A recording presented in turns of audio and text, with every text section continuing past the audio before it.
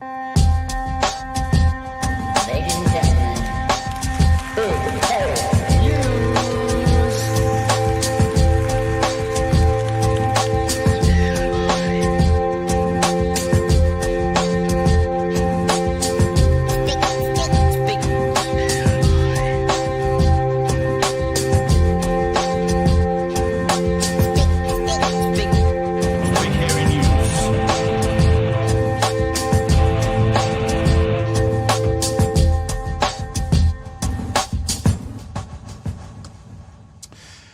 Hey, kia ora koutou e te whānau. Welcome back to another edition of Big Hairy News with Paul. Kia ora, Paul. Kia ora. Kei te pēr koe? Yeah, doing all right. Always tired. I always go, kei te nyanya, because I'm always fairly tired, eh? But, you know, we'll get there. Very good. Hey, welcome to the show, Paul. Welcome to the show, anybody else who happens to be watching, both people who are watching right now. As people are aware, I'm assuming, our lovely little Wookiee, Mr. Chewie, who has gone and done something absolutely amazingly exciting and quite mad, that his favorite band in the whole wide world is doing a farewell tour, a final tour, I believe.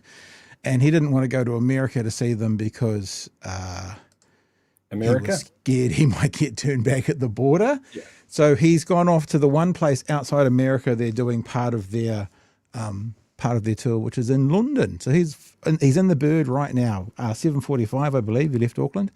He's in the big, and in fact, even if you watch this sometime in the next 16 hours, he'll still be in the Bird, because that's apparently how long it takes for him to get there. So he's on the big Bird right now, heading across to the UK, where he's going to be there for 3 weeks. Well, not really. He's going to be there for 2 weeks, but you know, we're not going to drive him too hard when he gets back to get straight back on the show. So we're going to have amazing, fabulous, wonderful guest hosts in between now and then. And tonight, we're luckily enough having Paul, the other one, Barlow. Paul, do you want to tell us a bit about you and who you're about? So the one or two people who don't know who you are, everyone knows who you are, but the one or two people who don't. I never know how to answer the question of tell me about me. It's a really weird one. I'm just me. I'm a dumbass who sits on the computer and records videos and people watch them. That's on the business card, same as me. That's on the business cards. Yeah, dumbass who makes videos. I like to sit down and listen to the sound of my own voice and poke holes in things that we get told. Like our guest tonight, actually, I've got a bit of a background in academic communications. So I use those tools to be able to go, okay, so this is something you should be looking at. That's something you should be looking at. And I'm really passionate about local government. I want to get people out there to vote. So that's sort of what I've been focusing on over the last sort of 2 to 3 weeks, is like really pushing that one hard, because there's a lot of things riding on local government. It does so much, and people often forget it, and the turnout's terrible. And it's something I think we need to turn around. And I think it's a great way to tell the government, if you don't like the government of the day, that they should go fuck themselves, because local government is a really good way of standing up to them. And we're very lucky tonight. So what we've decided is that we're actually going to give you a segment to sort of run tonight, because Paul does this really good series called Red Flags, which is, about local body elections and all that, about some of the people who have a few red flags about them. Would that be a fair way of saying it, Paul? Yeah. It's probably fairer to say they're my red flags. They're things that raise alarms for me. So it has to be subjective, because of course, there may be some people who love them for those reasons. There may be. And based on the feedback that I get, there are definitely some people out there who are very much in that camp. They could also do with picking up a dictionary from time to time, but that's on them. So I've actually got a clip prepared for the next one that I'll show everyone a little bit later. Cool. So we've got a regular show going on tonight, sans Chewie. I've got a Professor of Communication, Professor Mohan Dutta, coming up very shortly. We're going to talk to him about, it's a little bit about the Charlie Kirk situation, but it's more about sort of how we're seeing it within a New Zealand context as well. But I'm sure we'll talk about the Charlie Kirk thing as well, as has been going off online since we left the show at 11 p.m. No, whatever it was, 10:30 p.m. on Thursday night. And we're also going to have a look at these dueling marches. I realised I was a little bit non-specific, because when I wrote the dueling marches, as in not ERS, marches, ES, as in there's the march there and there's a march over there. Because it might look like I'm talking about the Palestinian march and like the Destiny March, they're dueling. I'm actually talking about the Palestinian March and then what happened in the UK. So so I could have probably just said 2 different marches at 2 different places. We'll both look at them tonight. That could have been another way. I could have said it, but I didn't. And of course, Paul's red flags.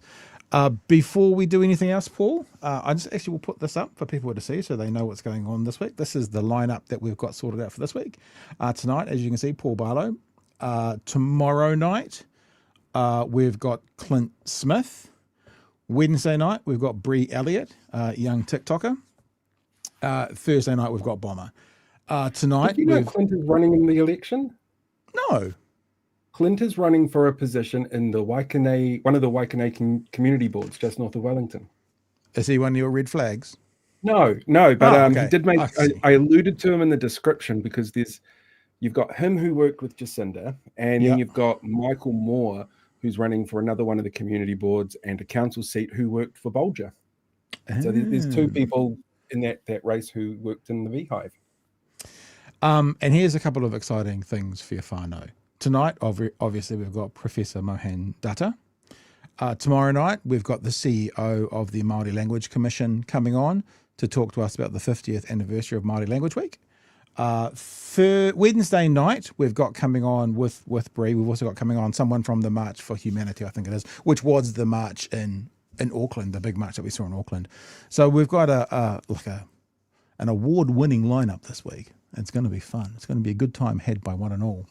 And as for Thursday night, we've got Bomber. And, he fills up the space of 3 people with his opinions and stuff, so probably don't need a guest. We may still get a guest. We'll see what happens. So this is us for the week. Next week, I think we've already got booked. Maybe we haven't booked him yet. Jordan Rivers is probably for the Monday night. But actually, he said any day of the week, and I told him Monday, but I haven't heard back. So we'll see if he says yes to that. But next week, Jordan Rivers and some other people along as well. I won't mention all of them now because, it's like in radio. When you say such and such guest is going to be joining us at 4:00, they inevitably don't turn up. It's like the announcer's curse is what it is, sort of thing. Now, before we start, there's already some people getting some super chats in there. We'll just start off the show with these just to make sure we don't get caught up in the backlog. Kiwi Bird just wants to say to Chewie hi and say hi to Chloe, because apparently Chloe's in the UK at the moment. Danger of Mouse says, don't lower yourself to DG. What's DG? Do you know what DG is? DG? You. I don't know. Don't lower yourself to BHN. That would have made more sense, but it's kind of too late for that. It's not really lowering myself.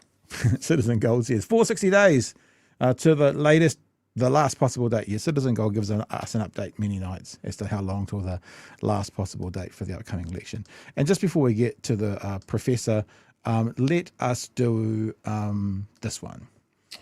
Important question for Paul Barlow. Who would win in a fight between Blade and Buffy the Vampire Slayer? Buffy. Oh, wow. Blade is Wesley Snipes' character. Wesley Snipes. Yep. And I mean, he is pretty badass, but Buffy does have a rocket launcher. So Buffy, it's a hard one to call. Sarah Michelle Gellar. Yeah, they're doing a reboot. In real life. Oh, they're really real life. Sarah Michelle Gellar versus Wesley Snipes. Well, Wesley Snipes has that kind of that prison toughness about him now. So in real life, you might put your money on him. But in the I think so. In the fictional world, maybe. I mean, Buffy, the whole killing demons with rocket launchers, that's pretty badass. I used to love that movie. That's where I first fell in love with Alison Hannigan, man. She's babylicious from that. We all had crushes on her. She was brilliant. All right, give me a sec. I'm just setting something up, making sure it's working. Yes, it is. Thank you very much.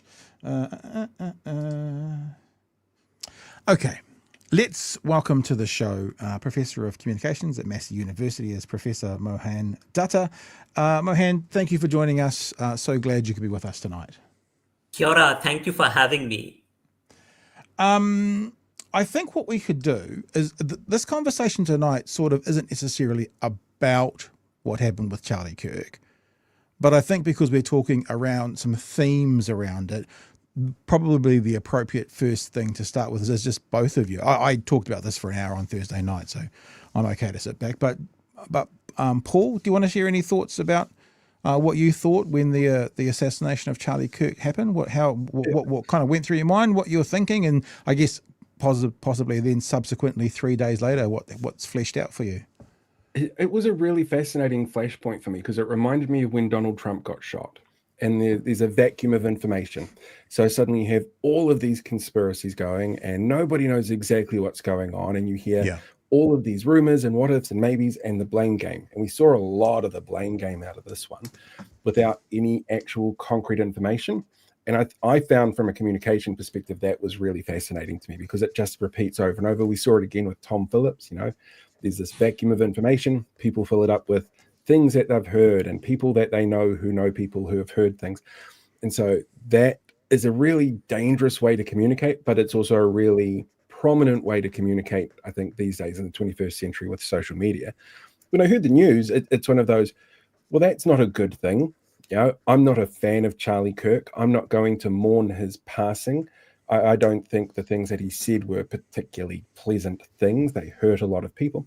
I don't think it was a nice thing for him to have to pass away like that. I don't think political violence is the answer at all. So that part of it, really bad. I do feel sorry for his wife and kids. No wife or kid should ever have to witness something like that. But I don't mourn him, if that makes sense. Yeah. What about you, Mohan? Any kind of initial reactions to the event of what actually happened? Yeah, and I think I'll just tautoko Paul on this, that sort of, the immediate response was, US has a history of political violence. So this is, first of all, not a first instance of political violence.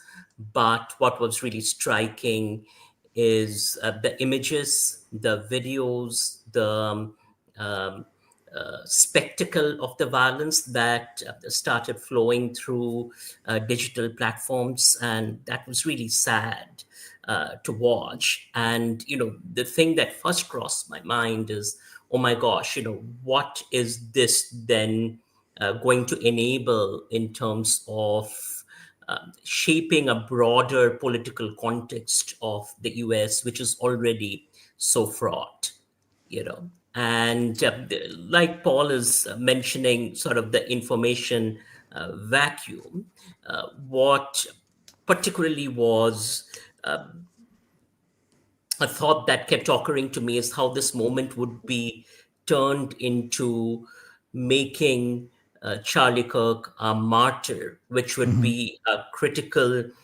ingredient, if you will, in further escalation of a pattern of authoritarianism, repression, violence that we are seeing in the US in an already escalated form.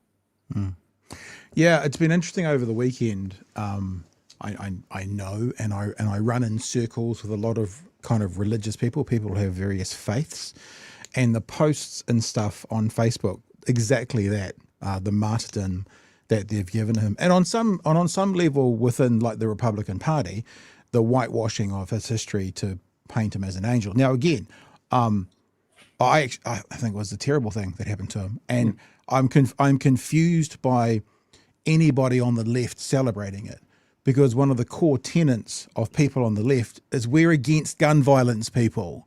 We are anti-gun violence. No matter what they try and tell you in America, this is where the anti-war people sit. This is where you'll find the pacifists. Those people, not everyone on the left is a pacifist, but everyone who's a pacifist will be sitting on the left, like a genuine pacifist. So I don't understand the idea of anyone on the left, quote unquote, celebrating it. I sure as fuck am not, and I don't know anyone who has. I would also say one thing about that, and I say this is the same for both sides. You can find any rando on the internet saying anything.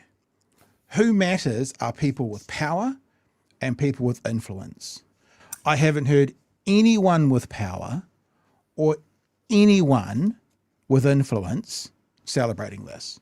Sure, some rando Antifa, whatever, someone from America doing a dance and making a song. Yeah, it's going to happen. Just like Paul Pelosi, unfortunately with Paul Pelosi, it was Donald Trump's son mocking him with a dress-up costume for Halloween.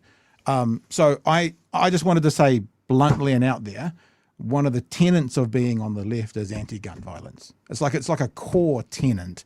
If you're not anti-gun violence, I would question, maybe you should check what it says on the bottom of your I'm in the left-wing party card, because that's a core tenet of this. So going beyond that into anything else of celebration around this event, it's not me. It's not me. And then the other thing was watching the reaction through the weekend, and seeing, and we have a professor of communications with us to talk about this. But the day before, the day of the assassination, what's her name? Mace. Surname's Mace. Nancy Mace coming out saying, let's bring back the death penalty. Coming out saying this is a trans far right shooter. And then once they found out who the accused shooter was, and I'm still going to say that, although how is this person going to get a trial in America when the president of the United States is saying they're guilty? When it comes out to be a cisgender white man from Utah, basically corn-fed, now Charlie would want us to pray for his soul. That's the same person over the space of a couple of days. So it's been fascinating to watch. And I've tweeted about this, and I think it's still valid to today, is there's some things we do know and there's 99% of things we don't know. What we do know is he was a white cisgender male from a rural community and a religious family who were Republican members and Trump supporters, and someone online today referred to them as ammosexuals, meaning they love their guns. And I think that's about all we know. Still, tell me if there's anything else, but that's about all we know right now. Everything else has a level of conjecture in it. Even when the governor of Utah comes out saying he was living and dating a transgender, partner, and then there's other reports saying he was living at home. So this is all still grey area. I'll shut up in a sec. But I do find it quite interesting that it went from this is a transgender shooter to this has got transgender iconography on the bullets to he lives with a transgender person. It's like they're just doing everything they can. Just like next, it's going to be they were a fan of what was her name off the Orange Is the New Black, Laverne Cox. Is it Laverne Cox? Oh, he was a fan of her as the actress who's trans. Like there's this, they're trying to get it in there any way they can, and everything they've done so far has come up against a roadblock of truth. But as I said, everything else is still conjecture. Even for people who are saying he's a groper, who would be the opposing views to us, all still conjecture at the moment. So that was my thoughts over the weekend. Now, Mohan, you put out a tweet. Am I right in saying this whole kind of online hubbub around you started with a tweet? Is that right? Yes. Okay, let's put the tweet up.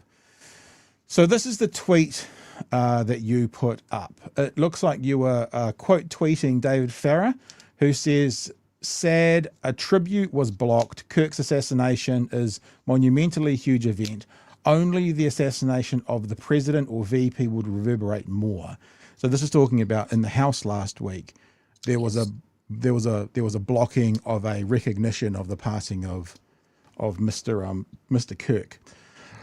Pardon me, which I still do find a little bit peculiar, because there has been many other, like two Democratic politicians were murdered a month before. No one ever has tried to stop the House. And so it's interesting that it was because of this one political commentator. That's the time we stop the House and try and, have it read into the records. Your response to that, Mohan? Charlie Kirk is a white supremacist, far-right figure. That there was an attempt to pay homage to him in New Zealand Parliament should give you a full list of whose backers of the far right are in New Zealand mainstream politics. Now, a New Zealand sitting MP has had a crack at you over that. Can I put it this way? Over your free speech. Maybe we could talk about that a bit later, about the free speech thing. But do you want to unpack that for us and tell us more about what your tweet is explaining? Absolutely. And I think, the context of the tweet is what I see in my research as a global far-right network, particularly with the US forming a core of that ecosystem. So I want to start with that point. So in that sense, what I see in terms of patterns, and this is not just one individual, two individual on the fringe, but in the digital ecosystem, there seems to be a pattern of copying that which happens in the US far right, particularly in terms of 5 features of what I describe as the far right. First is the promotion of the great replacement theory, that the white population is being displaced by migrants, particularly Muslims. Now, it's really important for us in Aotearoa to sort of pay attention to this, because this really is the ideology that forms the infrastructure of the Christchurch terror attack. And it is an ideology that has shaped multiple terror attacks by white supremacists. So that's sort of the first element. The second element then connected to this is anti-transgender hate. So the way these intersect is, first of all, in marking migrants and Muslims as the other, second as transgender people as the other. And connected to this then is the third point, which is the purity of the white race, the hierarchy of men and women in the white race, and the role of women to reproduce. It plays out within the context of abortion rights. And sort of connected to that then is the fourth element, which is one of Christian nationalism. So the idea that the work of the nation is to produce and reproduce white Christian subjects that would uphold the sanctity and purity of the nation. And then the fifth element is how all of these elements then connect to dehumanizing speech, dehumanizing narratives, both in digital infrastructures, but also in offline spaces, which then directly connect with forms of violence. So in that sense, there is a progression, if you will, from discourses of hate and othering to dehumanization to calls for violence to actual forms of violence. Now, that particular tweet then, it was directed at underscoring that if you look at Charlie Kirk and his body of work as a whole, you see all those 5 elements in what he did, particularly with Turning Point USA, with his Professor watch list. You know, he had started the Professor watch list through Turning Point US, and this was one of the critical elements in consolidating power, if you will. And then that shaped the first set of elections with Trump, the role he played in the campaign, but also in the latest elections in terms of the anti-immigrant narrative. If you remember the narrative of Haitian immigrants eating pets, that is a narrative he had a key role in promoting through the Charlie Kirk talk show. And so those aspects really raise alarms about the ways in which sort of he was part of this infrastructure, but also how this was whitewashed into projecting him as a Christian conservative promoting family values. So, this is what I talk about as communicative inversion, which is the turning of materiality on its head. So someone that has historically promoted hate, othering, divisiveness, violence is turned on its head into a promoter of free speech and an advocate for free speech. And this is a critical point. So when David Seymour talked, for instance, to the media about commemorating Charlie Kirk, he's framed as this great debater who was a promoter of free speech. And this idea of free speech is just the opposite of free speech. It is the kind of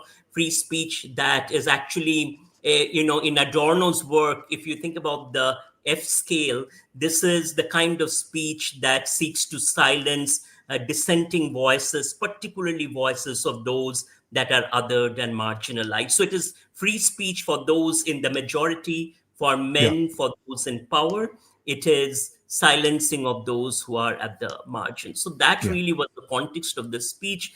expressing concerns, therefore, about the mainstreaming of this hate into New Zealand politics through political figures. The free speech one has been fascinating, and you bring up Charlie Kirk's what did you call it? The Professor watch list. We're already seeing that here in New Zealand. I mean, the platform in the weekend, if you see any New Zealand public servants, academics or educators celebrating the assassination of Charlie Kirk, please let us know. So this is, can I just be really honest about these guys who run this platform? This is a grift for them. They spent no time with or around Charlie Kirk. We do slop tube, right? This is slop tube. We get down into the dirt and we do all that kind of stuff. We pay attention to it. They don't. All of a sudden, though, there's some coin to be made. All of a sudden, this is the biggest news on the platform, and it has been quite fascinating to watch sort of arbiters of free speech. And I actually agree with this. The reason we need to protect free speech is not for the lovely and nice speech that we agree with. It's for the ugly speech. The reason we need to protect free speech is for the offensive things that we don't agree with. And these guys have been saying this all over the world for years. And right now, they're coming after people who are using their free speech to say offensive things they don't agree with. And they're putting them literally on lists, which I think is particularly scary. Hey, Paul, you've just sat there listening lovely to Mohan and what I've said as well. Any thoughts? I feel like I'm getting a free lecture. It's great. It's brilliant. I'm kind of curious about, we saw what David wanted to do, and from the party that cancelled pay equity, that kind of doesn't surprise me that he comes out in support of somebody who likes to other women and put them in their place. I know the European Parliament also tried to do something similar, tried to have a moment's silence, and that was done by their far-right parties, and that was very loudly shut down by the rest of the parliament. Do you think that this is something that's being amplified because America says this is happening and this is big and important, but the rest of the world still has, generally speaking, a much better understanding of what free speech actually means and how it can harm people if it goes too far? Absolutely. So in that sense, Paul, I also think that this is fringe in Aotearoa in terms of when we look at the broader discursive environment. But what is also important here is to recognize that the effort of the far right is always to recruit from the center and center right into the fringes through the production of this crisis. So what I see in this moment is an attempt to portray this as a crisis of free speech, with the left being the violent infrastructure that is anti-free speech and that is destructive of democracy. So that is the narrative setting work. So Pat, when you talk about the lists, so it is mind-boggling really. At this juncture, as we are talking, there is now a list that has been created that seeks to put anyone that is critical of Kirk on the list. And this has targeted workers, academics in the US, threatening their jobs and really threatening livelihoods. But the point I want to note is, again, in terms of how this is photocopied, in Aotearoa, New Zealand, over the weekend, I saw a deluge of material targeting me, copying and tagging those websites and libs of TikTok, US Department of State saying, put Mohan Dutta on the list. So what that is also telling you is that there is a narrative intertextuality, if you will, in that sense. A couple of things that were said that I wanted to respond to, and we did this on Thursday night, but I just want to say it again about this narrative going around about the left. I mean, Elon Musk, the left is the party of murder. It's very clear that we need to continually put out here the actual facts and figures of what's going on at the moment. And this is a 10-year span ending in 2024. Right-wing extremists, all types, are responsible for 3 out of 4 of all right-wing extremists' domestic-related killings in the US. So, let's not get it twisted. And obviously there's going to be more of a news around a high-profile person dying at the hands of someone else. But let's not get it twisted about what part of society in America is actually perpetrating these crimes. The other thing is you're talking about going around the world. Something that happened to me over the week. I love James O'Brien. I think he's from someone who used to do talkback. He's the yardstick, you know, and I kept getting fed, you know, 15, 17, 20-minute clips from him over this weekend. And it's basically James O'Brien learning about who Charlie Kirk is through his callers after the assassination. And if anyone wants to see how little someone like Charlie Kirk influence he has in places like the UK media scene, which I think will be similar in New Zealand, go onto YouTube and just, I've just literally Googled James O'Brien in YouTube, and the top 3 ones are coming up are about the Charlie Kirk situation. It's actually, it's well worth a listen. Thirdly, Mohan, I want to play this now because you said the things that have turned up and people or groups that have had a crack at you. You have been kind of called out, I don't know if that's the right word, it's what the kids would say, about a sitting New Zealand politician about your free speech and about sharing your perspectives, which these groups and these organisations 10 days ago are the ones who are all saying, you know, free speech. And what you're saying now is what we often get back to, which is free speech for me, but not for thee, which is the old saying. So this is Joseph Mooney, New Zealand MP, and what he thought. I thought that was just a pile of pancake batter. Oh, that there is a pile of pancake batter. Uncooked, okay. Uncooked pancake batter. The person on the phone is going to be James Moran. My mistake. One Easy of mistake. our university academics, who is a professor of communications, ironically, didn't see that as a moment to denounce political violence, and particularly political violence on campuses, and particularly murder on campuses, but instead decided to inflame the situation and call him a white supremacist far-right figure and tried to link it to New Zealand politicians. It was just absolutely awful.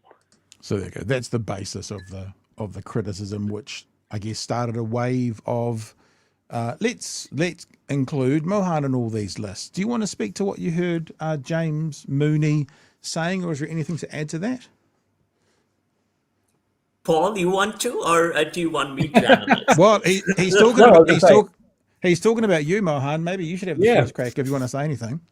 Yeah. So the thing, what I find really interesting is his interpretation of what actually is inflammatory, and his construction of what is inflammatory. And this is a classic example of communicative inversion, because, my whole point is that by introducing this figure who is mostly irrelevant within the context of Aotearoa New Zealand public sphere into the space, you're inflaming the space, and you're actually creating the context within which there is going to be further polarization. He turns that on its head and says that, accuses me of inflaming and creating polarization by documenting the empirical evidence. And this is a pattern actually of the far right, which is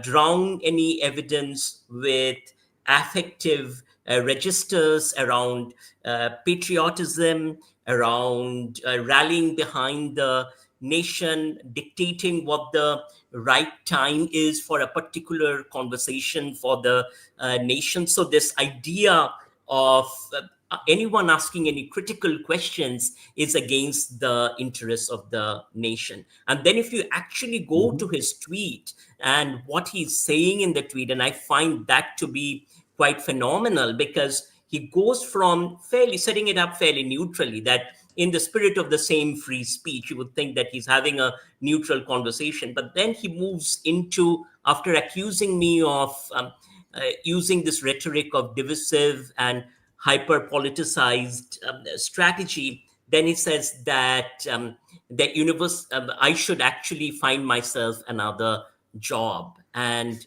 that I find is quite powerful. So what I hear... Let's have a look. Let's have a look, because I think I found it. I've just brought it up. This is from Joseph Mooney, MP for Southland, I think.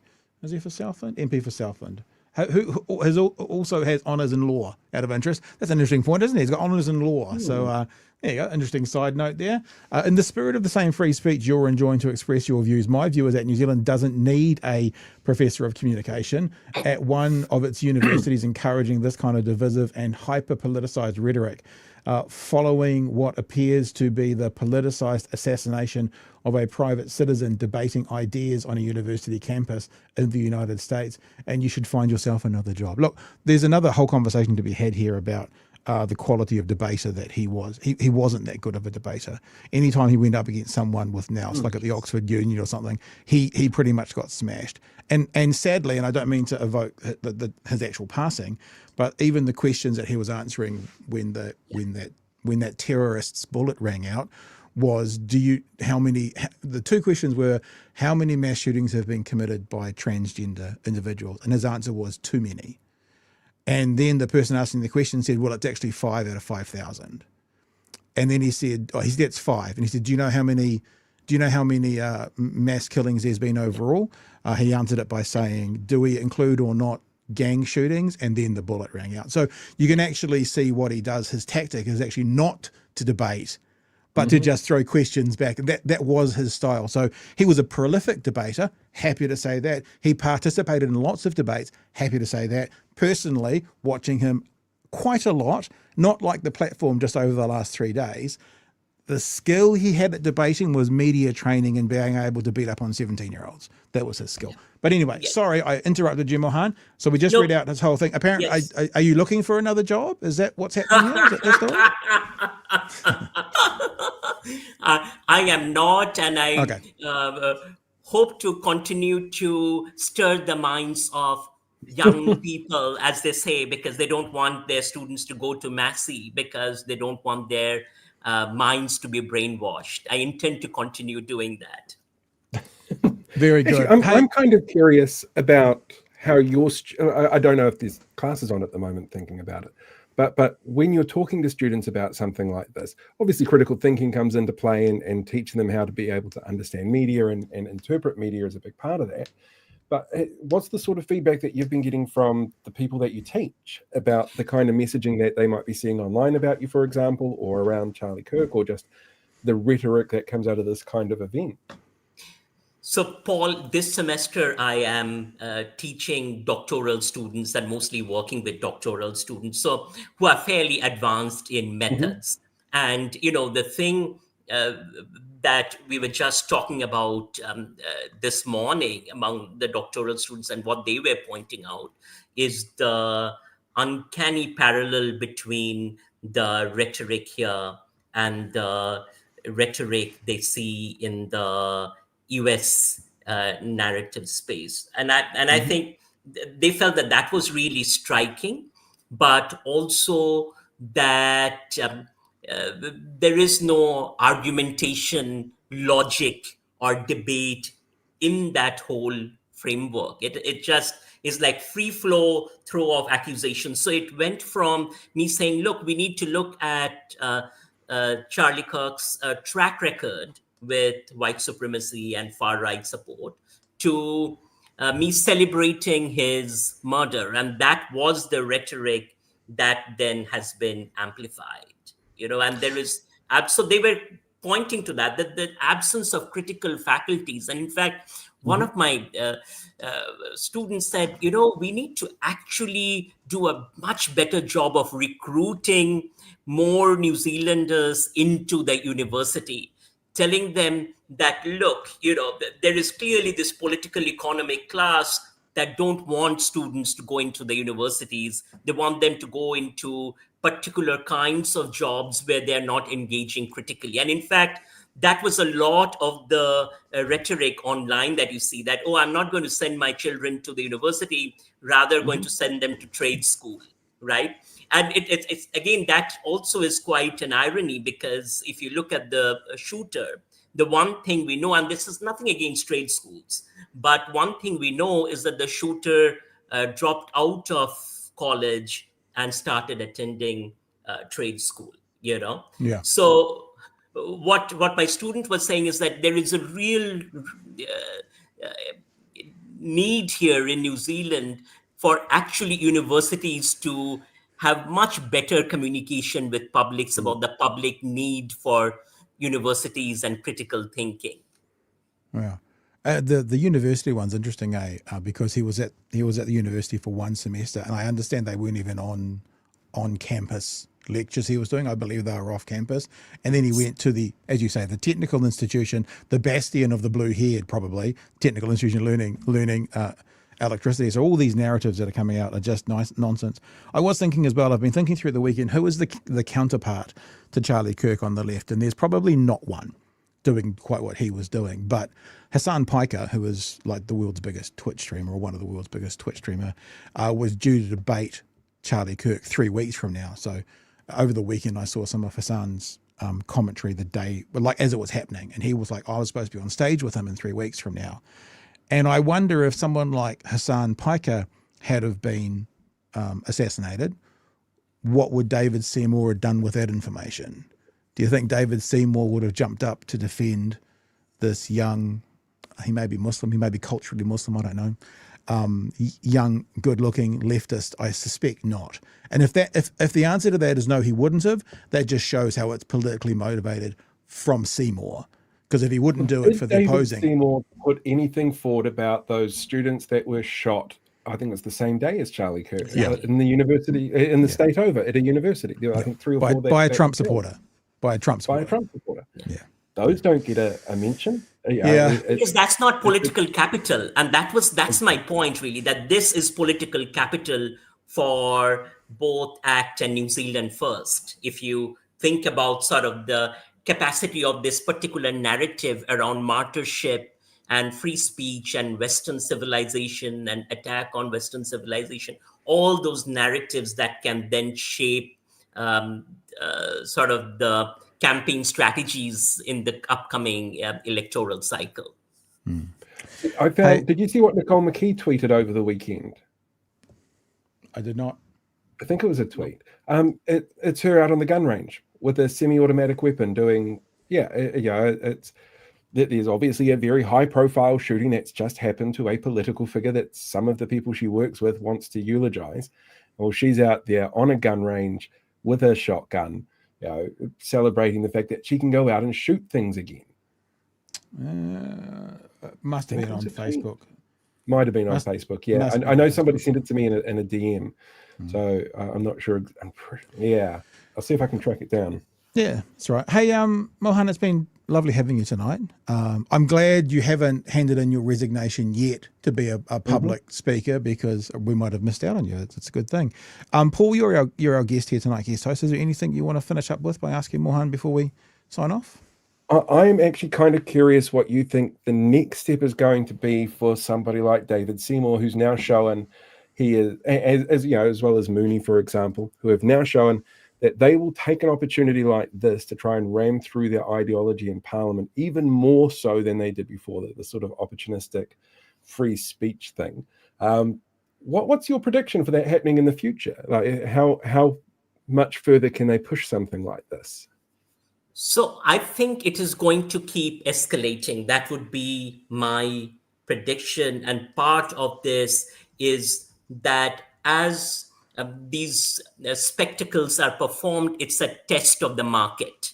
It really is a test of who can capture a particular electoral market and the electoral sentiment in that sense. So I think it's going to keep escalating. And that's why, as a communication scholar who sort of teaches communication strategy, I think it's also really important not to pull back from that space in spite of the threats, because to the extent that those narratives are countered, that also creates a counter space to the discourse. Because I have seen academics, and it's quite scary if you think about it. There are academics, friends of mine, who are saying, I'm going to get out of Twitter, I'm going to shut down my X, my Facebook, I'm going to lock it, because it is really, this hunt is so scary. I think that question of safety has to be balanced with, are we going to give up that discursive space and what does it mean to continue occupying the discursive space, which is why I love the work that you folks do at BHN. I think we need to keep flooding the discursive zones, if you will. Yeah, perfect. Hey, look, Mohan, thank you so much for joining us tonight. As a professor of communication, we're always happy to hear your critiques, how we can do a better job. You can be one of our critiquers anytime. Take your word for it. But look, it's been really good to have you on. I think it's really important again to say, obviously, there's nobody celebrating anything here, but that also doesn't mean there's not a conversation to be had. You know, let's try and use a word that's not going to be thought, oh, they're talking about Charlie. The quote unquote leader of Antifa could get shot and killed, yet we could not glorify that and celebrate that, but also have a conversation around the ideologies around what that person was about. That they can coexist, so to speak. And I think that's what we are doing. And I think that's more what people should be doing rather than coming to all these conclusions. Within an hour of him being shot, Exactly. Elon Musk said the left is the party of murder. Within an hour, no one knew anything. So thank you for joining us. We really appreciate your time. And thank you. We'll have you on again. Pat, can I just say one thing? I think it's really important, what you said about the left created the space for peace. And I think in a similar way, I saw someone post, this thing about the politics of left being one of love. So the values of love, connection, community, I think these are really important values to foreground. Very good. Thank you so much. Thanks, Professor. We'll talk to you soon. Thank you, Jay. All right. All the best. Just for you, Facebook. There we go. Yeah. Do you know what I was thinking? I was thinking, oh, that looks like it's about 200 yards. So, So, yeah, and I think that actually came out, might have been the same day as the news of an ACT local body candidate having his sign shot up in Whangarei. Yes, and that looked like a shotgun. It was sprayed with pellets. Yeah. Which also absolutely should not be happening. It's not. It's a read the room moment. And again, I don't really care about the whataboutism game. Sometimes it's okay to highlight two different things. Other times it serves no purpose. But I do wonder if this is in New Zealand, but if like a leftist American political figure went to the gun range the day after he was shot and put up pictures about it, what would the right in America do? They'd lose their minds. They would lose their minds. It would be disrespectful.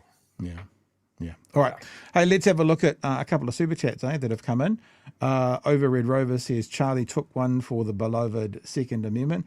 I mean, there's so much irony in here. It's dripping, the comment that he stated that some people are going to have to die so we can protect our Second Amendment. Mm-hmm. I said this on Thursday and I wonder it again. Look, I feel bad for his kids, man. Like I've seen video, the kids don't know anything. I've seen video over the weekend of the kids running to him and jumping into a father's arms. It's like that kid is just love. It's like, and there's probably a part of me, I'm probably a terrible sort of, when I go left on this sort of thing, I like to see redemption arcs. I like to see people finding the truth, and someone being shot, killed, they don't get a chance to find that redemption arc. But then, of course, I also acknowledge if it took them 50 years to find it, the damage they still could, so it's not quite, I'm not black and white, but I mean, watching those kids run up to him and just jump into his arms, like that's dad. They don't know any different. So I feel bad for them. I feel bad for them. It's sad. It's sad for the two children, absolutely. 1-year-old and 3-year-old. And I know some people are going to go, they don't feel sad. I do. Yeah. They're not old enough to understand what's going on and to comprehend what's going on. It's going to be a horrible time for kids that age. Yeah, completely. This is the answer to our question. DG is Duncan Garner. Okay, I'll take that. Absolutely. Don't want to lower myself that far. Peter says, I haven't seen anybody celebrating, just people freshing about the celebration of it. I've definitely seen some people celebrating. I'm not on TikTok a lot, but I actually uploaded a whole bunch of clips this weekend. So I was on it more than usual. And, there's people singing songs to the bullet. There definitely are people celebrating it, but I'll say it again. You can always find that. Like if this happened the other way, like if it was a left figure who had been shot, the groypers would be all over this. They'd be literally dancing in the streets. But what matters in this conversation about celebration is people with power or people with significant influence. That's what matters, because you can find anyone on the street to say anything. Every opinion exists out there, but if it's not coming from the people who are in power to make the decisions and make the laws, or people who have a massive influence, then it's I don't take that serious. I don't take Uncle Bob's racist comments on Facebook seriously. Now, David Seamer's racist comments on Facebook, I do take seriously. His racist comments have more weight. Sorry, and I put probably a fraction of people, but nothing in my experience. There you go. I just hang with a worse standard of people, obviously, on my algorithms. Kiwi Bird says, I tried, but I don't feel sad for Kirk. He had horrible ideas. He was a bigot, and he celebrated violence. I saw a stat that popped up on my feed today. To be fair, I haven't corroborated this, so I might be spreading disinformation. But apparently the song Nobody Mourns the Wicked from the opening of Wicked surged over the weekend. It was up, say, 167% in downloads, 167,000 downloads. Yeah, it's a huge number. Nobody serves the wicked. Nobody mourns the wicked. Nobody mourns the wicked.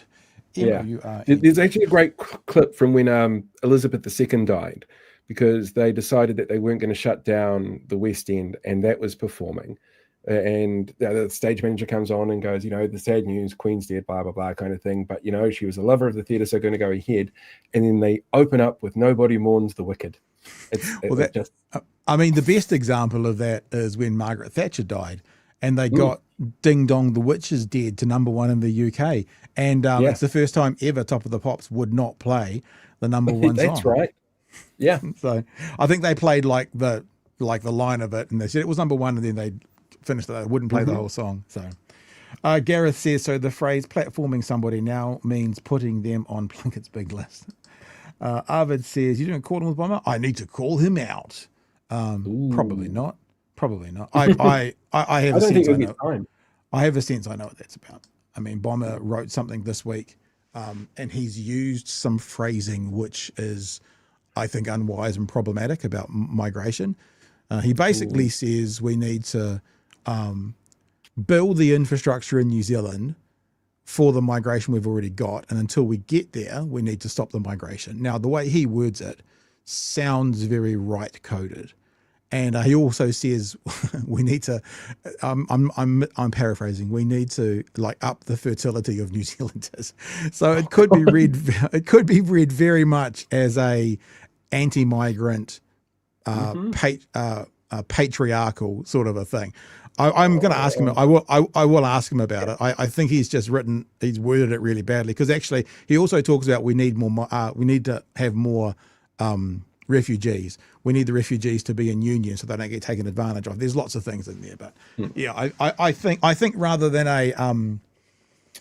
a bad heart, it might have been some badly phrased ideas. That's how I read it, at least anyway. So Speedlock says before university ASAP got to get before university. So it's one of my biggest complaints about the Labour Party was when they were doing their last rejig of the secondary school education system, they actually shortened the amount of time that secondary school students were put into things like critical thinking learning classes and media interpretation classes.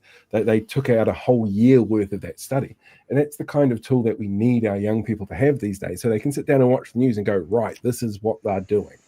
Well, can I also just suggest to everybody, don't believe it straight away. Like, I saw that Tyler Robinson Trump t-shirt image over the weekend, and my first reaction was, is this real? My first reaction, right? That should be our first reaction. Now with what AI is doing, I just had it might have been on TikTok. I was looking at my phone and a thing came up, which is TikTok, which is real. And there was like 5 videos and I got 4 of them correct and 1 not correct, which means if I had passed on the one that I didn't get right, I would have passed on the AI and not the other one. So I think that in this day and age, I talk about having a bullshit nerve, trust it. And even if you don't get the bullshit nerve, you should still be saying, is this real? So let's actually read Speedlock's tip message now. Before university, ASAP, got to get young people to learn critical thinking, spot logical fallacies, and AI. There you go. slop, spam. Well, this show is part of the slop, so I don't want to ignore all of it. But in general, but we're not AI slop. We're not AI. AI slop. One word. Gotcha. Yeah. Gotcha. Yeah, fair. Yeah. No. We're really here, or so you think. And propaganda. Yeah. Ian says teaching media literacy and critical thinking cannot be vilified by the hard right nor left. It is as it aims to teach how to think, not what to think. Yeah. And Gold says, Paul, what tools do you use for your research and to track all the links between people, sources, organizations, etc.? And if there was a new tool to help, what would that look like? I wonder if Gold's doing this because Gold's doing a little bit of programming at the moment. There you go. These are the tools I use. Old school. Kind of, yeah. It's so I've got something visual that I can refer to because I have a million tabs open at any one time. When I'm looking at what's actually on there are commonalities that pop up with a lot of them. That they're going to be pushing things like the platform or RCR or New Zealand First Act. They tend to be the really big ones. Some standard groundswell Voices for Freedom that they end up in there as well. But a lot of it actually comes down to the messaging that they use, the language that they use. There's catchphrases and dog whistles that they have buried inside content. You probably heard I stand for common sense thinking, or I stand for transparency. It's things like that which sort of stand out. If there was a tool, it would be something that could scrape absolutely everything and say, okay, these are the candidates that are using these dog whistles. These are the candidates that. But even AI can't do that at the moment because not everything's available online to them publicly. So it's a bit manual. And I should also point out, I do not do it all by myself. I have some amazing people helping me with the research from around the country. Should we do red flags now? We can do. Because we want you to do one of your segments here to give people more of an idea about what you do, maybe if they haven't seen. Yeah. It is? Yeah. Yeah. I have a present button here, so if I press that, is that going to let me upload something? Probably share screen, and then I'll have to do it. Okay, I'll try this. So this is a clip on the next one. Is that coming up? I can put that up there like there. And Porter Ellesmere is Elizabeth Munt.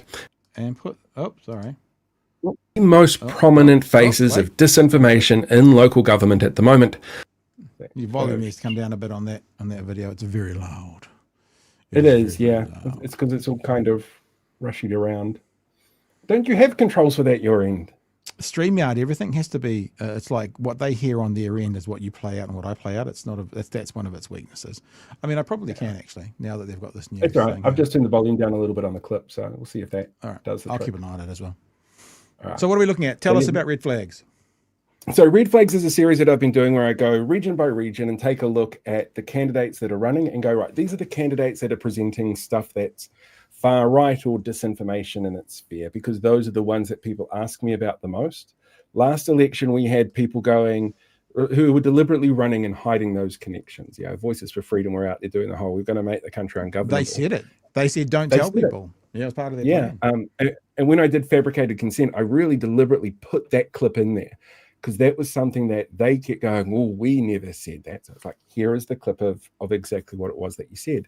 So I wanted to make sure that with this series, people could see what it was that was being said. It's not just me going, hey, this person does this. It's a collation of news articles, of things that they've posted publicly, things that they've put on forums that they don't necessarily realize aren't as private as they think they are. So there's a whole bunch of different sort of interesting inputs. And then they get really upset when you go and present everything that they've put online in one place, which I've also found really fascinating. People getting very upset about that. I've had at least one person threaten to take me out back and beat me. I've had a couple of people with the whole, I've had a couple of people. Was that the Clint Smith one? It was Clint Smith, was it? No. The ones I'm getting actually from that video are more like, well, how do you define disinformation? It's like, it's somebody deliberately bullshitting you.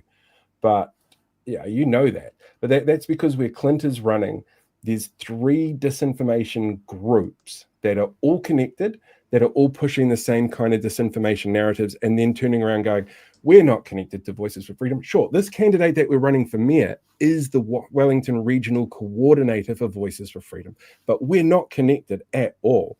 So the people there who are very much for that team very much don't want to believe that they're being lied to in any way, because they're in on the secret, but not everybody else is. And when everybody else asks them, they say, no, there's no secret to be in on. So it's that kind of behavior that people get really worried about. And the other factor that's jumped in this year is ACT. People don't want ACT. People can't stand the idea of ACT being elected. And there was some concerns that ACT were going to run candidates that they were running secretly. And then ACT came out and said, no, all of our candidates are going to be, you're going to know who they are. It'll be labeled.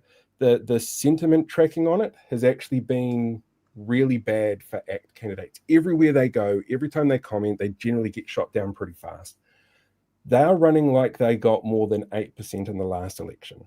And the public are reminding them why they only got 8% in the general election, which is really cool to see. So those get listed in there usually, but there are some places like in Hamilton, Jeff Taylor's running. He's a member of the ACT party, but he's not running as an ACT candidate. Gotcha. In Selwyn, which is tomorrow's video, which is what this is going to be a clip from, there is a guy there who, Zoran, I think his name is, who was announced as an ACT candidate and then suddenly wasn't. And there's no reason given. So now he's running as an independent, but he's got a whole bunch of stuff that he's printed about how the whole country's basically just mind-washed about Māori culture and Te Tiriti, and we're all being held captive by it. And he works with people like Don Brash. And so he's running, he would be your hidden ACT candidate, as it were. So yeah, it's basically putting stuff in one place of these things that people have said that make me a little uncomfortable and presenting it to others. Do I have to push play for you, do you think? I do, I think. You can if you want. Ready to go? All right, here we go. Yeah. In Te Waihora, Ellesmere, is Elizabeth Munt. She could be described as one of the most prominent faces of disinformation in local government at the moment. She made headlines last local election by hiding behind her door when staff came knocking to ask about her Voices for Freedom links. She's known to have made fictitious claims about the number of people who died from the COVID vaccine on a Tamaki-linked Freedom and Rights Coalition regional page. In 2024, she was the one who pushed for the New Zealand First remit to stop the Ministry of Health adding fluoride to water supplies, which explains her answer to the Fluoride Free New Zealand survey, where she says she is already actively campaigning at the highest levels against fluoride in water, despite claims on public forums in the community that she believes central government party affiliations have no place in local government, being a member of New Zealand First at the same time. She's been on Voices for Freedom disinformation propaganda channel Reality Check Radio to downplay climate change. She's been snapped using fake accounts to distance her beliefs, like she did here in posts about chemtrails.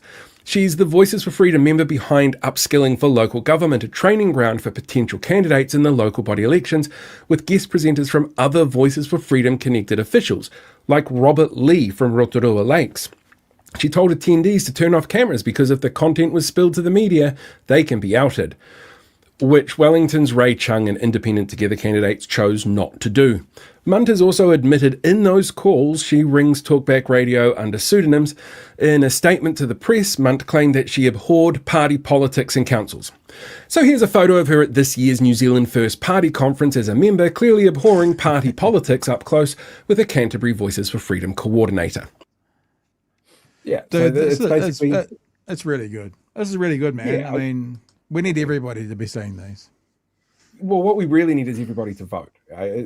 I might not like the outcome of an election. I've had a bit of practice of that in the last couple of years, but I want everybody to still be able to vote and have their say, because that's when you get a much more representative democracy. And when it comes to local government, people forget just what it does, because if local government is doing its job, you forget that it's there. And when it's not doing its job, that's when you realize that there are problems. And water infrastructure is the big one at the moment, because that's causing all sorts of issues.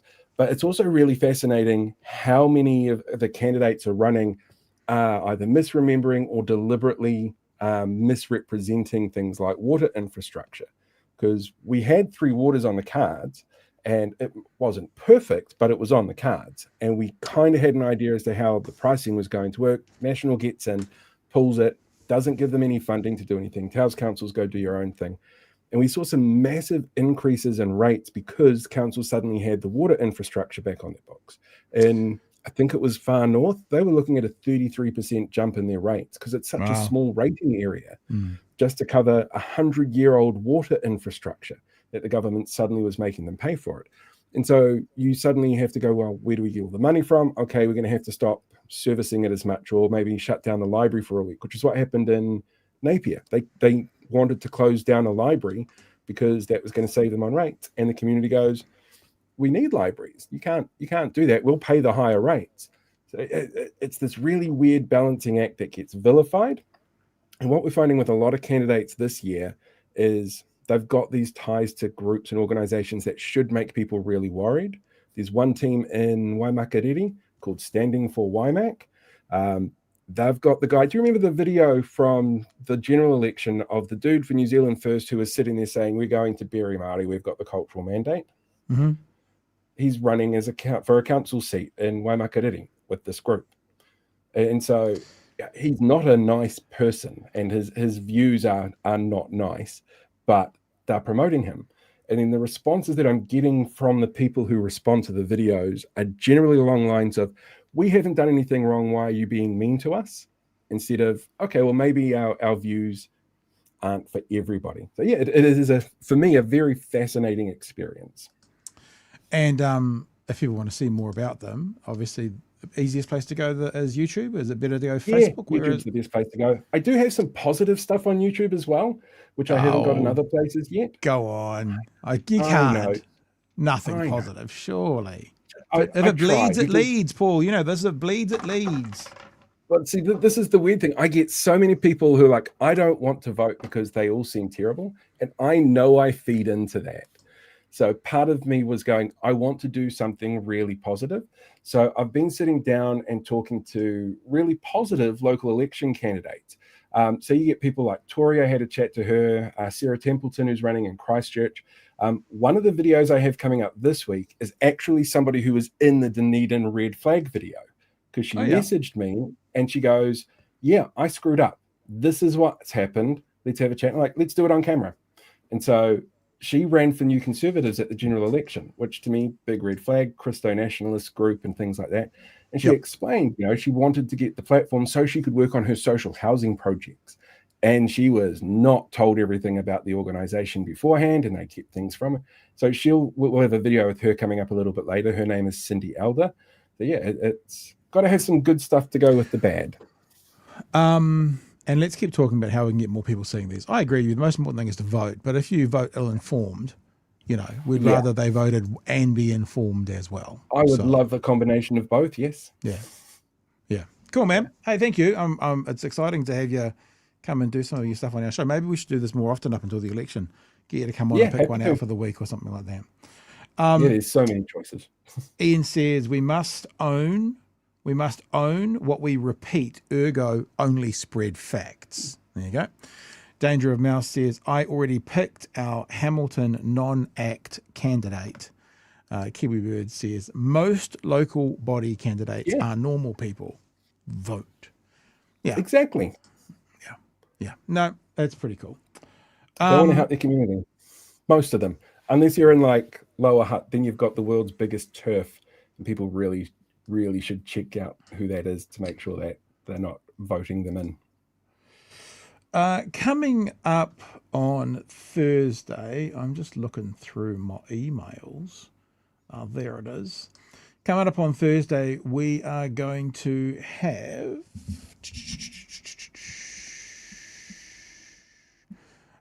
Dr. Arama Rata. Dr. Arama Rata, I think. Oh, no, sorry. We're going to have, she's a contact point, Nadine Mortaya, who is the spokesperson for the March for Humanity. She is going to be joining us on Wednesday. And I think what we'll do now is actually have a look at that march, and you can store this away and think Wednesday. That's when we hear from people. The only reason it's Wednesday is because tomorrow we're doing Māori Language Commission. Tonight we did Mohan, so not to load it up too many times. So Wednesday night. So this is actually technically a news story from last night, but this was originally the march that was going to go across the Hub Bridge. They shut that down, unfortunately, due to high winds. But I think, good to see that the protesters accepted and that police did what was best. Harbour Bridge in a high wind, they sometimes shut it down for cars going across. Imagine someone being blown off the Harbour Bridge. Holy crap. So let's have a look at this. Let's have a look at this story. And then I also want to show you the story, which is the Tommy Robinson one in the UK. And I honestly, when I saw the Tommy Robinson one, the footage from The Guardian, which I thought, now this is AI. That was that initial, do I believe this? And so we'll go have a look at some of those imagery as well and see what it is. But this is Auckland. This is the March for Humanity. I think it's called March for Humanity in Auckland. I think so. The organisers of the march hoped to cross the Harbour Bridge to emulate other marches in places like Sydney, but the weather forecast said no. Naturally, we were disappointed, but at the end of the day, we need to look after the safety of our people.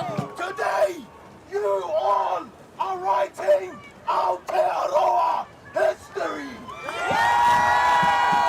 Still, 20,000 joined the demonstration in the CBD. Pretty good.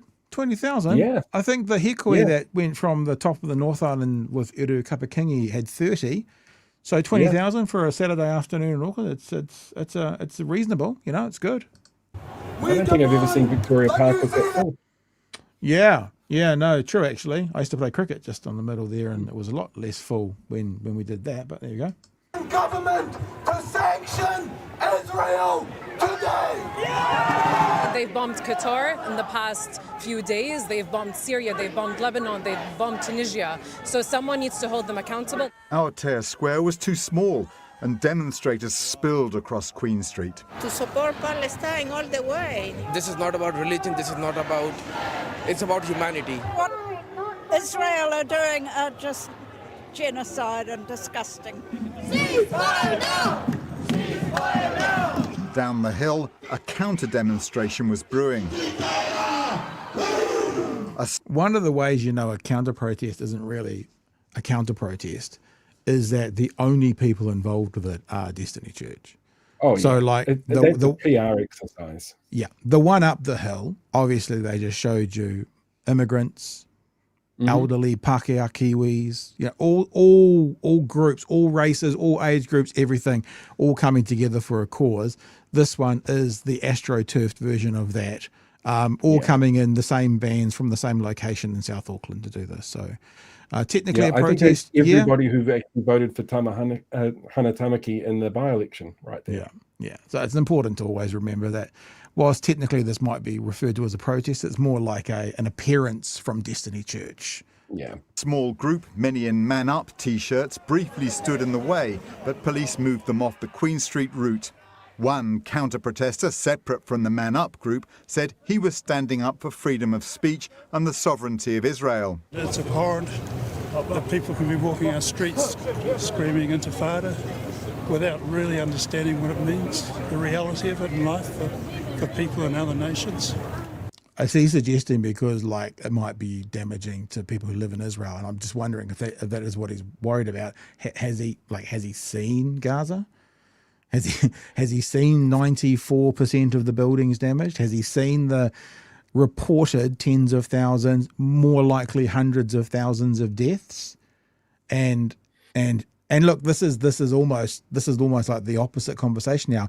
He is worried about words over actions, whereas the other conversation tonight, people worried about actions over words. This is the opposite. He's worried about people saying something rather than the Israeli Defense Force, sanctioned by the Israeli government, committing war crimes, tens, if not hundreds of thousands of people. And he's almost in tears, it sounds like, based on the words that are being said by protesters. Yeah, he's clearly emotional, clearly emotional. I can see why he feels he needs to be there, but he does not come across as well informed for the reason that he's there. Yeah. All right, let's get to the end of this. Only got a minute or so. That people can be walking our streets screaming intifada without really understanding what it means, the reality of it in life for people in other nations. Did you come prepared for confrontation here today? No, I'm very scared, to be fair. I'm 68 years old, the first time I've been to something like this in my life. So the police have pushed the protesters back into Victoria Street. At the moment, the police line is holding as the other march goes down Queen Street. A small group from the main protest stopped to remonstrate, but only verbally. Palestine will be free! Organisers of the main march were keen to avoid confrontation, moving their people on.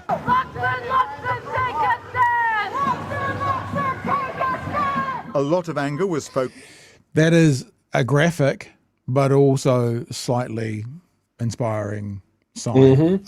I mean, maybe because of the events of the last 4 or 5 days, it feels graphic, but it's also pretty on point. I mean, you can't really question it, can you? So yes, and artistically quite accurate, it would seem as well. So very good. Focused on our government, opposition politicians were out in force. Luxon and government need to grow a spine. Sanction Israel right now. They should be standing up. They should be a stronger voice on the international stage. When approached, it is interesting that that's Carmel Sepuloni, so number 2 in Labor, that now the question will be getting asked for the next 12 months, what happens if Labor gets in to lead the next coalition government? Because there's a number 2 in Labor going, sanction Israel. Yeah. You know, that's a line in the sand. Is that official party policy? It'll be very interesting to see what happens from here. But I tell you, I think that it's a little bit like the capital gains tax. And I know I don't mean to be beat up on this like I'm a broken record, but the capital gains tax is no longer controversial. 2/3 of New Zealanders want some kind of capital gains tax. I wonder if by next election it also sanctions on Israel. If this continues, I wonder if sanctions on Israel will also be non-controversial because a lot of New Zealanders will want them. It'll be interesting to see. Any thoughts, Paul? I would be kind of curious to see how Luxon is going to sort of ease into this was suddenly his idea. When it comes to our international policy, generally Labour and National are usually pretty aligned. And when the general election happened, there was conversation then while Chewie was sort of caretaker prime minister before Luxon came in about, what are you going to do about Israel and what, much earlier in this particular conflict. And Luxon was basically, no, I trust Chewie on this because he knows what he's doing. So there wasn't a lot of disagreement there, but now we're seeing these fractures open up where, you've got the left going, we need to do more. And you've got the right going, we'd like to, but David Seymour's friends say no. And so it'll be really fascinating to see if Luxon can shift that, because he does need to grow a spine on this one. Australia is looking at recognizing statehood. England's looking at recognizing it. France, and I think Italy or Germany. Canada. There's a couple of places in Europe doing it. We used to be leaders in this kind of stuff. We're one of the first places in the world to recognize Papua New Guinea, for example. But we are lagging behind. All right, we'll keep going. Here we go. Standing up. They should be a stronger voice on the international stage. When approached, the foreign minister did not respond to today's protests, but has previously said recognition of Palestinian statehood is a matter of when, not if. A spokesperson for the New Zealand... You know what's going to happen? Here's the prediction. It'll become so obvious in the polls that New Zealanders en masse will want this. Luxon will... Because if Winston Peters is saying, if not when, they'll do this, hold their finger up to the wind. They'll see it's positive. They'll then, as you say, sell it as their own. But we know what'll happen after that. They will lose a bunch of support, and you'll get a whole bunch of people not voting. Unless, of course, what you get is National doing this, and New Zealand First saying if, but when, you might get David Seymour going, we will not support that, and they'll flood from National to there. And that'll be the evangelical, conservative Christian groups and the conservative Jewish groups. Those ones will flow through them. It'll be interesting to see how that pans out, if it pans out like that, I reckon. Jewish Council told 3 News Hamas has ruled Gaza for 2 decades without holding elections and is a proscribed terrorist organisation. In Gaza City itself, Palestinians have been forced to evacuate ahead of the Israeli ground offensive. Al Jazeera... Sorry. Just clear my throat. War crime. Just got to always put that out there. Forced displacement. War crime. Forced displacement. War crime. Bombing residential areas. War crime. Just, so we don't forget. Zero reported 65 dead overnight. 48 in Gaza City. It's dehumanizing the Palestinians. We are humans, we have lives, we have dreams, we deserve to live, we demand justice, we demand freedom for the Palestinian people. And today, 20,000 people in Auckland marched to echo that demand. Okay, so there's the 3 News story of what happened in Auckland. We're going to go into the Tommy Robinson protest over in the UK and everything. But do you want to comment on any of that before we move? I think it's amazing. I like just seeing those sheer numbers. People often forget how big Aotea Square actually is because they think it's the big concrete patch outside the theatre there. But it does go on quite a bit to the side as it runs down Town Hall. And just seeing the absolute overflow in that area was amazing. Well, let me contextualise that. I saw Alanis Morissette in Aotea Square. She did a free like mini concert, like 20 minutes in Aotea Square. And Aotea Square was big enough to hold the people coming to see a free Alanis Morissette gig for, I don't know, it would have been in the late 90s, whatever. So if it was big enough for that, not for this. Yeah, it's absolutely massive. It reminded me of what we saw with the Hikoi on Parliament grounds, just overflowing everywhere, which is really cool to see so many people come out and support this statement. Yeah. I'm really hoping that on Saturday, I think it is, when we've got the pay equity protest happening as well around the country, that we see the same kind of turnout, like a really big turnout to support those people who lost their pay equity claims. It'll be that's up at Albert Park though, so it's a little bit different to filling out the square.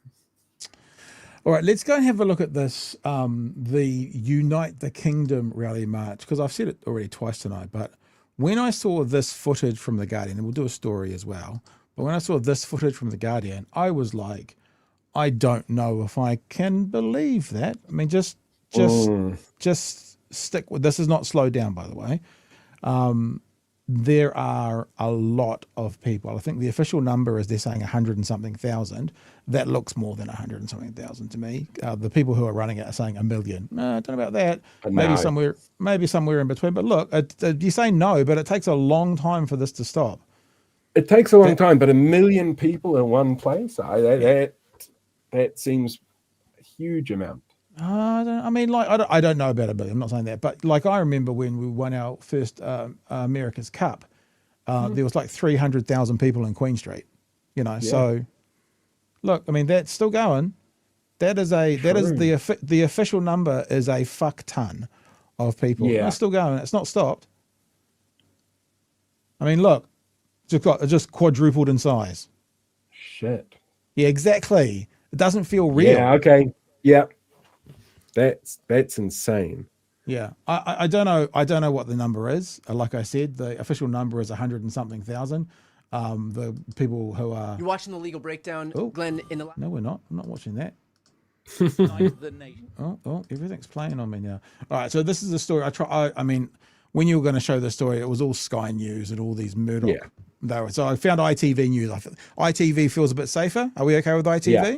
Okay, so here's a report from ITV on this. See, they're calling it tens of thousands. Here's the report from ITV on the march. It is billed as a march to unite the nation. They keep leaving out the word white. I don't know why. March to unite the white nation. Why do they keep skipping over that? Sorry, the white elderly nation. That would be even more accurate, perhaps. But it could be that the many thousands filling the streets of central London today emphasise also Britain's deepening divisions. They gathered under the red-white... Watch, people, many older white people. Am I right? Spot the young brown person. And blue, the climax of a summer of protest by those who believe they are losing control of their country. Sooner or later, we're going to be the minority in our own country. And that's it scary. Must really some of it is to do with in Britain and losing control of a country instead of any number of their colonies and losing control. They're just not used to it being on their doorstep. Yeah, this is called karma, bitch. Population, we're not having as many children anymore. Is that not a racist thing to say? No, I don't think so.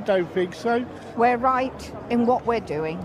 If they want to call us far right, so be it. We're right, we believe in what we're doing. Britain has finally awoken. The march is organised by the far-right activist known as Tommy Robinson. And criminal, you forgot to mention that. Multiple convicted criminal, that's part of it. who has convictions for fraud and thank you. violence. I don't know. I've been looking pretty closely. I still haven't seen a non-white face. I mean, maybe one struck by. I still haven't seen one yet, though. Interestingly enough. So today he appealed to his followers to be on their best behaviour. There is no doubt that Britain's far right, for so long, so far beyond the pale, believes that public concern over immigration can help propel it from the political fringe to somewhere closer to centre stage. But that always brings with it the potential for confrontation and for violence. So there is a heavy police presence. Their aim to keep at a safe distance this counter-protest that began close by and is described as a stand-up to fascism rally. I'm a descendant of a Holocaust survivor, and I'm going to carry on marching against these people forever. I live locally. Sorry, it just fills my heart to see a non-white face on this story. It's amazing. It's amazing which side of the argument they're on as well. I am shocked. There you go. And I feel that it's really important to use any opportunity for us all to stand together. Notice her pin, stand up to Trump, is what her pin says on her, on her turtleneck. Nice.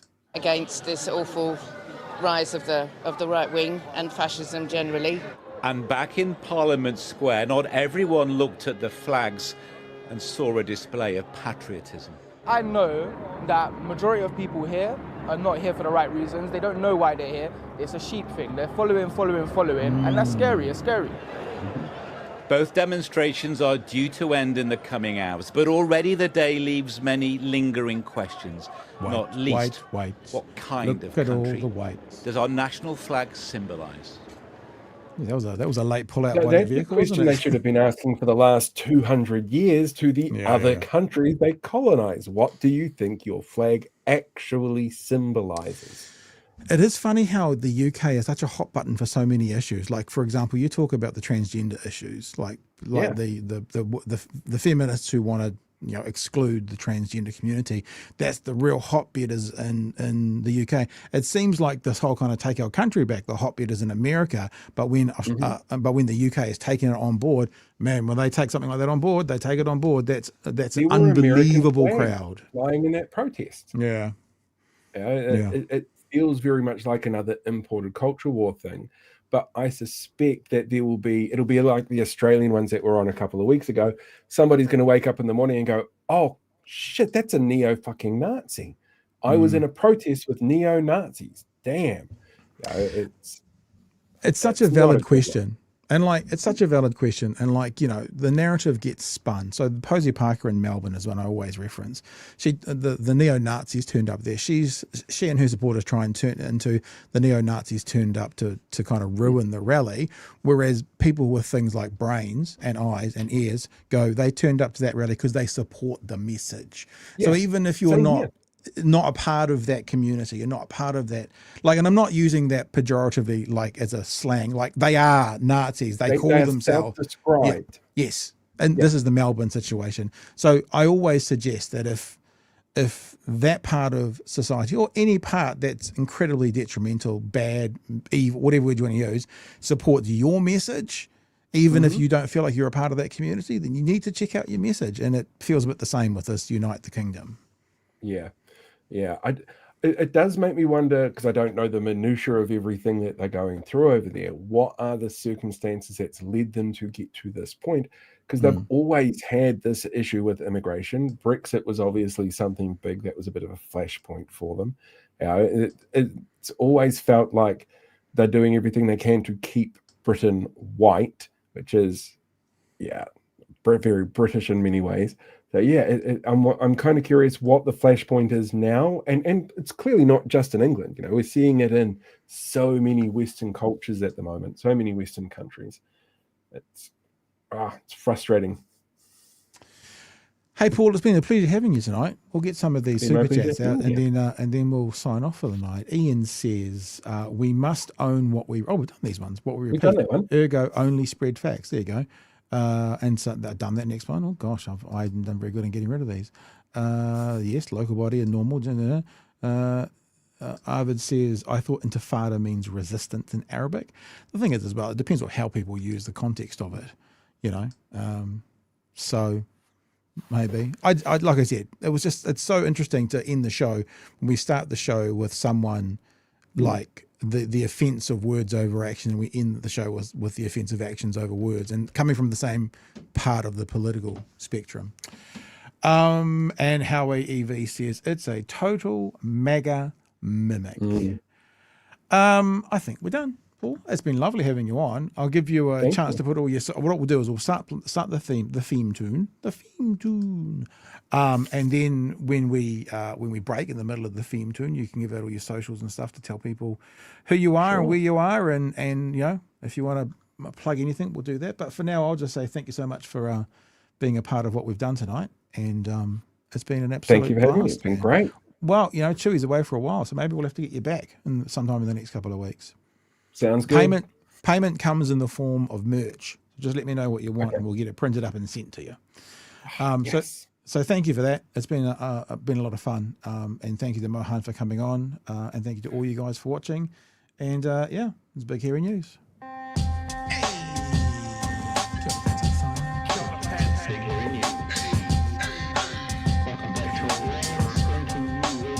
Help us settle a debate, whether it be thoughtful or funny, even if we're all creatures of hate. It's a fine line that we're walking together. For better, push aside the temptation to berate. Let's take a note of the corners we stand in. As many points as the hairs on my chinny chin chin. When the news that we're watching is hairy, knowing all the things that we need to be wary of. Like the rich have the hand out for rewards, while the many have to work at what they can't afford. And the rest of us ain't paying attention, or maybe have questions we're too worried to mention. Other media is still dwelling on trivial facts, vetting peas from the rice and the mice from the rats, and picking and choosing a warpath to run, and linking ourselves with the hill to die on. It's gotta come down to a welcoming vibe, with an A and a self and a higher in mind. All heavily, neither this way or that, and will be analyzed by what Chewie and Pat. With the evil in the world trying to mess with your head, and you're sitting on the couch, you're thinking chivalry's dead. Each night, 2 nights, they're gonna sing you to bed. It's Big Hairy News. All right, Paul, tell us everything. Where do people find you? How do they know more about track you? me down anywhere. Just Google Paul, the other one. I should pop up on absolutely everything, because I think I'm the only person who goes by that name these days. We got rid of Paul Henry, we got rid of Paul Holmes. I'm the only Paul that's making media in the country anymore. All right, dude. Thanks for being a part of it. Just stick right there. We'll talk to you at the end of the credits. But as for everybody else, thank you for joining us.